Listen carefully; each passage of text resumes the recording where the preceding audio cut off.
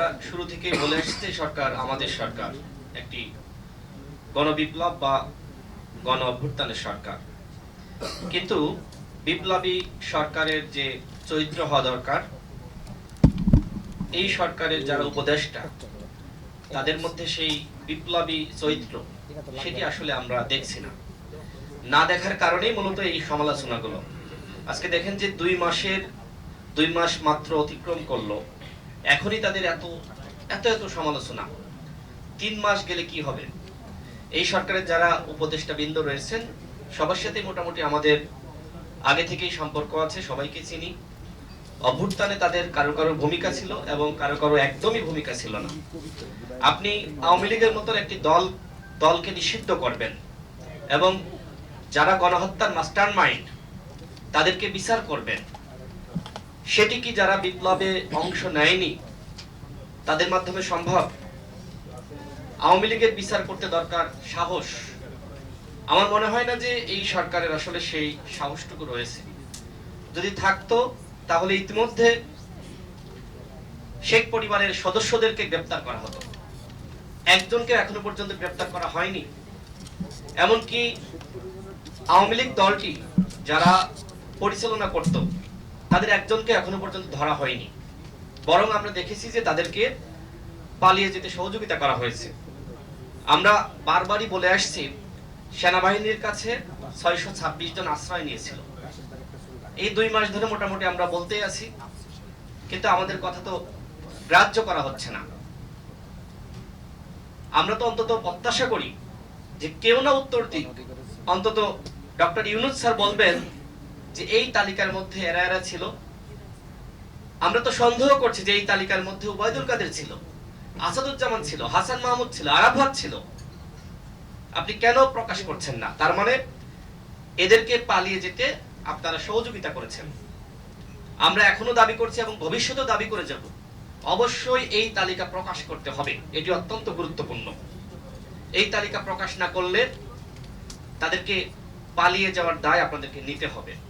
আমাদের গত পরশুদিন অন্তর্বর্তীকালীন সরকারের প্রধান তার সাথে বৈঠক ছিল এবং দুঃখের সাথে বলতে হয় যে সেখানে আমাদেরকে মাত্র 15 থেকে 20 মিনিট আমাদের প্রতিটা দলের জন্য বরাদ্দ। 2 মাস পর মাঝখানে একটা বৈঠক হয়েছিল, সেটি 15 আগস্ট পালন করবে কি করবে না, আমাদের মতামত কি, এক একটা দলকে 2 থেকে 3 মিনিট টাইম দেওয়া হয়েছিল এবং 3-4টা দল একসাথে ডাকা হয়েছিল। যারা জোটের রাজনীতি করে তাদেরকে একসাথে ডাকা হয়েছিল, হা বা না আপনি করতে দিবেন নাকি দিবেন না। যেটি এখানে আশরাফ ভাই বলেছেন যে লোক দেখানো সংলাপ। আপনি দলগুলোকে গুরুত্ব না দিয়ে আপনি কাকে গুরুত্ব দিচ্ছেন? অন্ধকারের মধ্যে থেকে তো আসলে সংস্কার করা যায় না, আপনাকে পরিষ্কার করতে হবে। এই কারণেই আমরা বারবার বলছি যে আপনারা একটা রোড ম্যাপ বা আপনাদের পরিকল্পনা প্রকাশ করেন, তাহলে মানুষ বুঝবে যে আপনাদের আসলেই 15 মাস 20 মাস বা 24 মাস সময় এই কারণে প্রয়োজন, কিন্তু আপনারা সেগুলো আমাদের কাছে প্রকাশ করছেন না। আপনারা কি 5 বছর থাকবেন নাকি 10 বছর থাকবেন নাকি আরেকটি ফখরুদ্দিন মঈনুদ্দিন হবেন, সেটি তো আমরা জানতে পারি না। এই বিপ্লবে কতজন মানুষ শহীদ হয়েছে আমরা জানি। স্বাস্থ্য মন্ত্রণালয় বলছে 700-এর অধিক, আর একটা উপকমিটি তারা গঠন করেছে, তারা বলছে 1500-এর অধিক। আমরা কারটা বিশ্বাস করব? এখনো পর্যন্ত আমরা তালিকা পেলাম না। 2 মাসে আপনি একটি শহীদ পরিবারের হাতে ক্ষতিপূরণ দিতে পারলেন না। প্রায় প্রতিদিন কেউ না কেউ মারা যাচ্ছে। আমি হাসপাতালে গিয়েছি এবং সেখানকার যারা আহত তারা চিৎকার করছে, চিকিৎসা পায় না। অনেক অভিযোগ। আপনি কাউকে বিদেশে চিকিৎসার জন্য কেন নিলেন না? অথচ এই সরকারের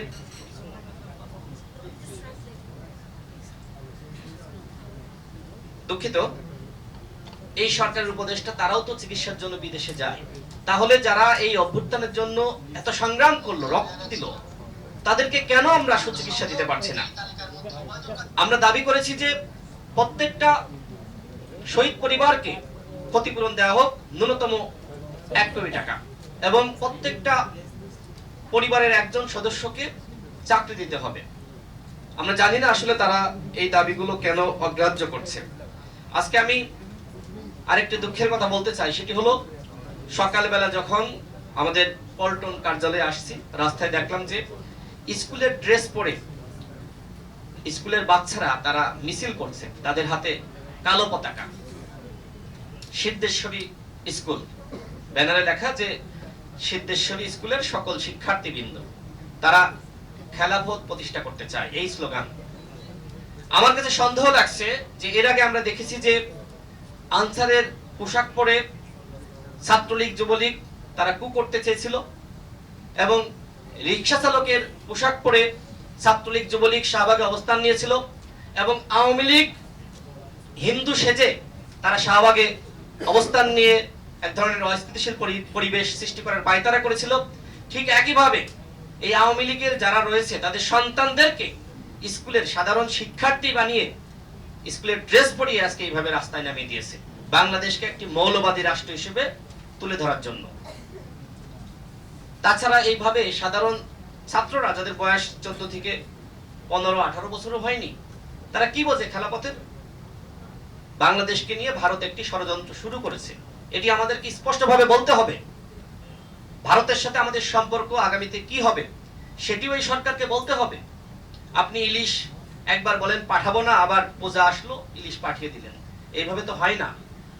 সবকিছু স্পষ্ট থাকতে হবে, আমরা সেই দাবি রাখছি। এই সরকারের ব্যর্থতাগুলো যদি একটু আমি তুলে ধরি, সফলতা অবশ্যই বলতে হবে। দেখেন, এক নম্বরে হলো যে এখনো পর্যন্ত এই 2 মাসে আইন শৃঙ্খলা পরিস্থিতি আমরা উন্নত করতে পারি নাই। পুলিশ, র্যাব এবং প্রশাসন, সরকারি কর্মকর্তারা এখনো পর্যন্ত ফাংশন করছে না। ডিসি, এসপি যেগুলো নিয়োগ হয়েছে এগুলো অধিকাংশই আওয়ামী লীগের।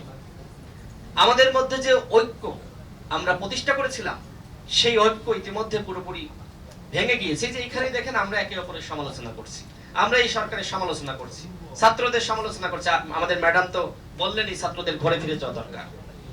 তো এরকম সমালোচনা, আলোচনা, বিভেদ, বিচ্ছেদ এগুলো আমাদের শুরু হয়ে গিয়েছে। আমরা ঐক্য এবং সংহতি যেমনি ভাবে 71-এর পরে প্রতিষ্ঠা করতে পারি নাই, ঠিক একইভাবে আমার এবারও সন্দেহ এবং সংশয় হয় যে ঐক্য এবং সংহতি আমরা প্রতিষ্ঠা করতে পারবো কিনা। যেটা আগেও বলেছি যে শহীদের তালিকা প্রকাশ করা হয়নি, তাদেরকে বিদেশে উন্নত চিকিৎসার ব্যবস্থা করা হয়নি, শহীদ পরিবারকে ক্ষতিপূরণ দেওয়া হয়নি, এবং প্রশাসনের মধ্যে যারা হারুন ছিল এবং যারা বিপ্লব ছিল, মেহেদি ছিল, সেই দুর্বৃত্তদের এখনো পর্যন্ত গ্রেফতার করা হয়নি।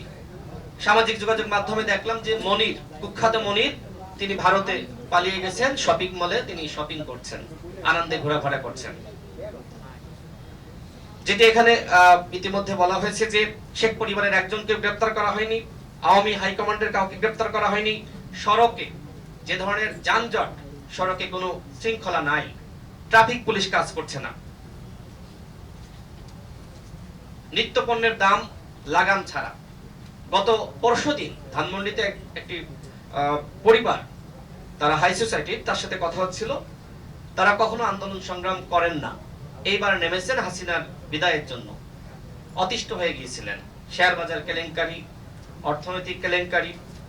তো তিনি আমাকে বললেন যে 2 মাস প্রায় হতে চললো, আমরা তো হাসিনাকে সরালাম, এখন তো মনে হচ্ছে এই সরকারকে সরানোর জন্য আরেকটি আন্দোলন করা লাগবে, কারণ তারা পারছে না।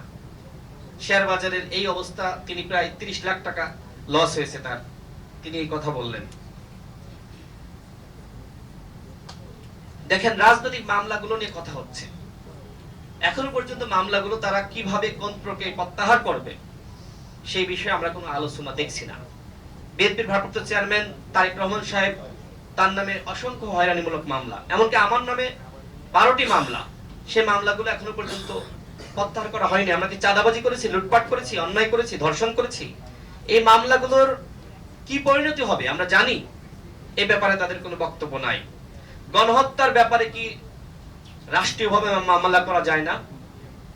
আমরা তো দেখছি না যে গণহত্যার ব্যাপারে রাষ্ট্রীয়ভাবে কোনো মামলা করার উদ্যোগ নেওয়া হচ্ছে। বলা হচ্ছে, উপদেষ্টারা বলছেন যে আপনারা মামলা করেন, আমাদেরকে বলছে আপনারা মামলা করেন। আমরা যদি এইভাবে মামলা করব, আপনাদের কাজটা কি? আমরা মনে করি যে তাদের উচিত গণহত্যার মামলা করা এবং সেটি রাষ্ট্রীয়ভাবে। প্রয়োজনে আপনারা পরিবারগুলোকে ডাকেন, সহযোগিতা করেন। আপনারা তো করছেন না। অনেক পরিবার মামলার বিষয় বোঝেই না। অনেক কৃষকের সন্তান মারা গেছে, শ্রমিকের সন্তান মারা গেছে, তারা কি বোঝে? লেখাপড়া জানে না, ঠিক মতো কথাই বলতে পারে না।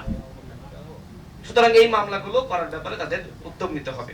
আমি সর্বশেষ যেটি বলবো, প্রাইভেট বিশ্ববিদ্যালয়ের শিক্ষার্থীরা তাদের এই আন্দোলনের যে ভূমিকা, সকল বিশ্ববিদ্যালয়, এমনকি জাহাঙ্গীরনগর বিশ্ববিদ্যালয়ের একজন শিক্ষক এখানে বক্তব্য রেখেছেন, তিনি বললেন যে আমি অত্যন্ত গর্বিত যে আমার বিশ্ববিদ্যালয় এই ধরনের ভূমিকা রেখেছে। আমরা দেখেছি ভূমিকা,